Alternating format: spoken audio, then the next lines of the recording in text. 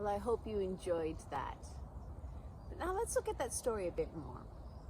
You see, the Israelites were wandering around the desert for so many years, and very quickly they seemed to forget that God was with them.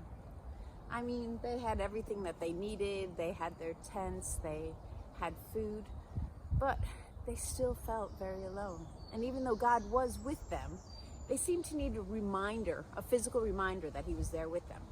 So they had a leader named Moses, and he spoke to God a lot. And God gave Moses some instructions to build a special tent so that everyone would remember that God was with them, because they would think that God resided in that tent, that he lived in that tent. So God gave Moses these instructions to gather together some fine materials. So they were blue fabrics and bright red ones and purples. And you have to remember, at this time, these things were really difficult to get hold of. And then they were in the woods or in the wilderness as well, so it was even more difficult. And then they were to clasp it all together with golden clamps. They took their jewelry and they melted it down and made these clasps to hold all the fabric together. And then they had to get together sticks of the finest woods, better than this, of course, but all these poles and these fine woods to hold the tent up. And this was just on the inside.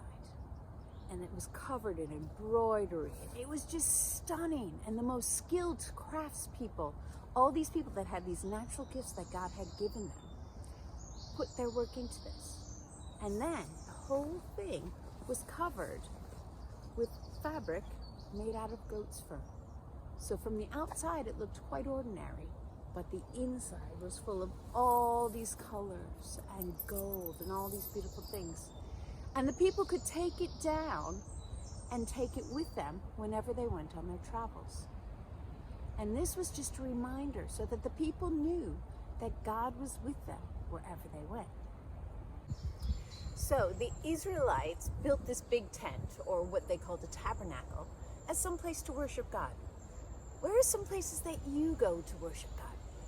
Think about that for a minute. Now, the easy answer is to say we go to church, which is true, but sometimes we might have a special place in our house, or maybe when we go out for a walk, things like that. But the point of the matter is that we don't have to go anywhere special to worship God, because it's as our Hope Answer says today, we can spend time with God anywhere. He's always with us. And there's a verse in the Bible, it's in James chapter 4, verse 8, and it says, as you draw closer to God, God will draw closer to you.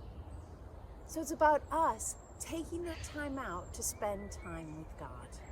And that can be anywhere or any place. And know what? It is great to get together at church. We're missing you guys so much because it's good to spend time with each other. But to spend time with God, that can happen anywhere. Now, this is the start of a new unit, so that means it's a new memory verse. So let's see if we can learn this one, all right? And this is in 1 Samuel chapter 12, verse 24.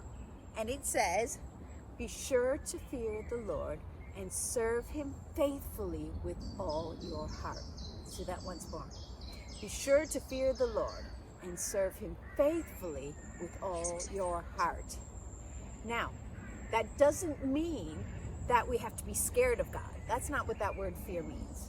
What it means is that we need to have a respect for him and to understand that he is the best thing and the most awesome, most powerful thing ever.